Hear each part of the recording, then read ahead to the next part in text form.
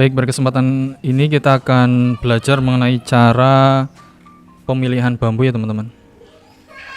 Cara pemilihan bambu yang baik untuk digunakan untuk tusuk sate.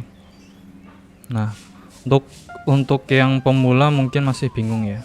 Karena ini itu sangat sangat penting sekali teman-teman ya. Cara pemilihan bambu itu sangat penting sekali karena sebagus apapun mesinnya, sebagus apapun operatornya, ya, kalau misalkan bambunya yang dipilih itu bambunya kurang bagus ya, itu ya hasilnya nanti hasilnya itu enggak ada, untungnya jadi sedikit. Makanya pemilihan bambu yang tepat itu penting sebelum produksi tusuk sate ini ya. Kalau misalkan bambu itu sendiri jenisnya itu kan banyak ya, di berbagai daerah mungkin beda-beda. Yang pertama mungkin yang kalau di Jawa itu ada namanya bambu petung ya teman-teman. Terus kalau misalnya di Jawa Timur, Madura itu namanya ada bambu ori atau pring ori. Terus di Jawa yang namanya bambu Jawa atau pring legi. Ada namanya juga namanya bambu apus juga. Di Jawa Barat ada bambu namanya pring surat atau gombong ya. Nah, ini sebenarnya bisa dipakai semuanya ya.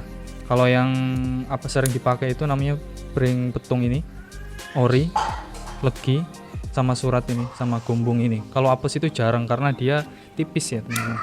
Dia itu tipis jadinya cuma sedikit, paling cuma 5 kilo aja per satu batangnya. Makanya banyak yang pakai itu pring petung, ori, Jawa, tergantung nanti yang kira-kira gampang untuk didapatkan dan masih murah ya teman-teman. Dan syarat-syaratnya itu apapun bambunya itu dia harus tua teman-teman ya.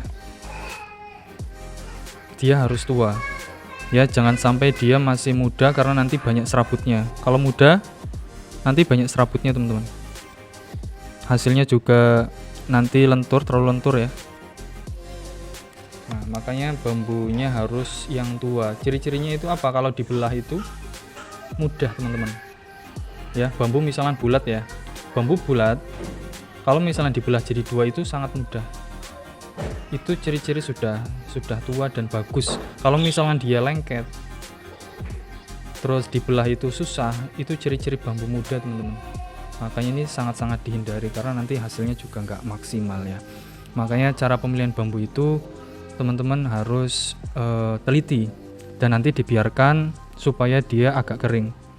Dibiarkan dulu ya, karena kalau misalnya dia masih basah itu nanti serabutnya juga masih banyak, nanti rollnya juga cepat panas ya teman-teman. Di mesinnya nanti rollnya cepat panas.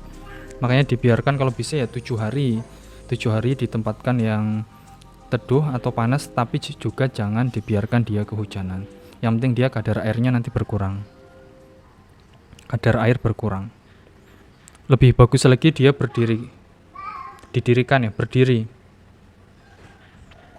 Itu nanti lebih bagus lagi. Ketika sudah berdiri, didirikan atau sudah kadar airnya mulai berkurang, baru nanti diproses ya teman-teman.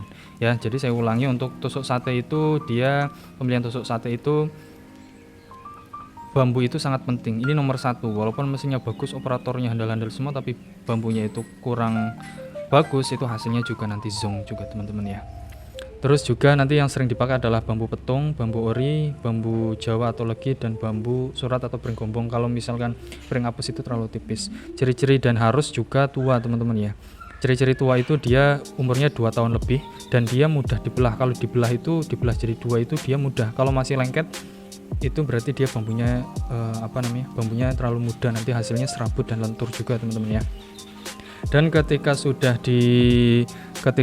baru ditebang itu dibiarkan dulu selama 1 minggu supaya kadar airnya berkurang, nggak terlalu basah sehingga rollnya itu juga awet. Kalau bisa malah didirikan lebih bagus, yang penting terkena panas boleh tapi jangan sampai terkena hujan.